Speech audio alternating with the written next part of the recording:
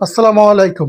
Parvez Hossain Emon PSL এ দুইটি ম্যাচে লাহোরের হয়ে সুযোগ পেয়েছে একাদশে। তার যে ব্যাটিং অ্যাবিলিটিটা তিনি সেটা দেখাতে পারেননি। প্রথম ম্যাচে ১৩ বলে ১৪ রান করেছিল, দ্বিতীয় ম্যাচে ১২ বলে ১২ রান করেছে। পারভেজ হোসেন ইমন দুই ম্যাচে দুইটাই সুযোগ পেয়েছে, কিন্তু সেই সুযোগটা তিনি কাজে লাগাতে পারেননি। একজন ক্রিকেটার যদি দুই ম্যাচে দুইটা সুযোগ পেয়েও কাজে না লাগাতে পারেন, এটা একটা ফ্র্যাঞ্চাইজি টুর্নামেন্ট, তার পরের ম্যাচে অবশ্যই আপনি বাদ হয়ে যাবেন। বর্তমানে লাহোর দ্বিতীয় ম্যাচটিতে কারাচি কিংসের বিপক্ষে হেরে গিয়েছে। যদিও ম্যাচটা জেতার কথা ছিল, শাহিন শাহ আফ্রিদির ভুলের কারণে ম্যাচটি জিততে পারেননি। শেষে হারিস রফকে বল দেওয়াটাই তার অপরাধ ছিল। ওইদিকে ওবায়দ শাহ ছিল, তাকে বল দিতে পারতো। আমাদের মেইন টপিক হচ্ছে পারভেজ হোসেন ইমনের যে ব্যাটিং অ্যাবিলিটিটা, সেই অ্যাবিলিটি তিনি দেখাতে পারেননি পিএসএলে। পরপর দুইটি ম্যাচেই তিনি বাজে পারফরমেন্স করেছে। অভিষেক ম্যাচটিতে ১৪ এবং দ্বিতীয় ম্যাচে ১২ রান করে তিনি এবার পিএসএল এ সুযোগ পেয়েছেন প্রথমবারের মতো একটা ফ্র্যাঞ্চাইজি লিগে, বড় ফ্র্যাঞ্চাইজি লিগে।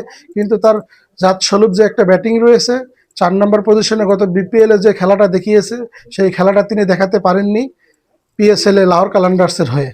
পরপর দুইটি ম্যাচ তিনি ফ্লপ করলেন, দুইটি ম্যাচে তিনি বাজে ব্যাটিং করলেন।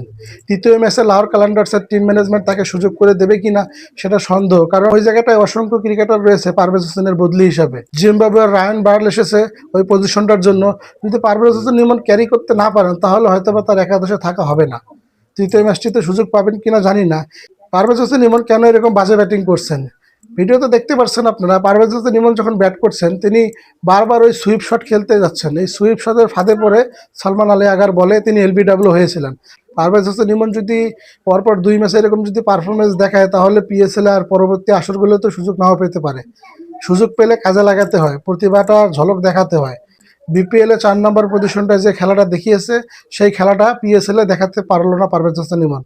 তার দুর্বলতাটা দেখা গিয়েছে ব্যাটিংয়ে। বেশিরভাগ সময় তিনি সুইপ শট খেলতে গিয়ে আউট হচ্ছেন। পারভেজ হোসেন ইমনের উচিত ছিল শুরু থেকে অ্যাটাকিং খেলা, তাহলে সে ভালো খেলতে পারতো। আমরা হরহামেশাই দেখি যে জাতীয় দলে যখন তিনি ওপেন করতেন বা ৪ নম্বরে একটি ম্যাচ খেলেছেন, বিপিএল খেলেছেন, তিনি শুরু থেকে অ্যাটাক করতেন। তার জাতস্বরূপ ব্যাটিংটা তিনি যদি করতেন, তাহলে আমার মনে হয় না এইরকম ব্যাটিং তিনি করতেন। তিনি ভালো ইনিংস খেলতে পারতেন। কিন্তু পারভেজ হোসেন ইমন ধীর গতিতে খেলতে গিয়ে, ব্যাটিংয়ে এসে সেট হতে গিয়ে বা নার্ভাসের কারণে পরপর দুইটি ম্যাচ এরকম হলো। তৃতীয় ম্যাচটিতে পারভেজ হোসেন ইমন একাদশে থাকবেন কিনা এই বিষয় নিয়ে কনফিউজ, কারণ বারবার তো সুযোগ আসে না, সুযোগ আসলে কাজে লাগাতে হয়। কমেন্টে আপনাদের মতামত মন্তব্য জানতে চাই।